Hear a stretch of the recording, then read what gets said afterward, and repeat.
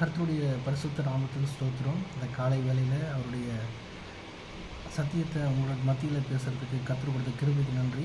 இந்த நாட்களில் பார்த்தீங்கன்னா அநேக பெண்கள் ஆடவர்கள் எல்லோருமே பார்த்தீங்கன்னா அநேக அழகு உபகரணங்களை பயன்படுத்துகிறாங்க. ஆனால் நம்மளோடு வாழ்ந்து ஜீவித்து கொண்டு இருக்கிற இன்னும் உயிரோடு இருக்கிற நம்மளுடைய பரலோகத்தில் இருக்கிற நம்முடைய ஆட்டுக்குட்டியானவர் அவர் இந்த சரீரப்பிரகமாக அந்த பூமியில் வாழ்ந்துட்டு இருக்கும்போது தலை சாய்க்க எனக்கு ஒரு இடம் இல்லையே அப்படின்னு சொன்னார். அவர் உணவு கூட பார்த்திங்கன்னா அநேக இடங்களில் அவருக்கு என்ன கொடுக்கப்பட்டது அதை தான் அவர் வாங்கி தின்றார். இன்றைக்கி பார்த்திங்கன்னா அவர் தன்னுடைய தலையை சரிக்கவும் இல்லை, என்ன ஒரு ஆபரணங்களோ பாதத்தில் ஒரு சின்ன பாத அணியோ அவர் வாழ்ந்த நாட்கள்லாம் ஒரே உடைய தான் அணிஞ்சான்னு சொல்லிட்டு இன்னமும் அதை நம்ம சாட்சியாக இருக்குது.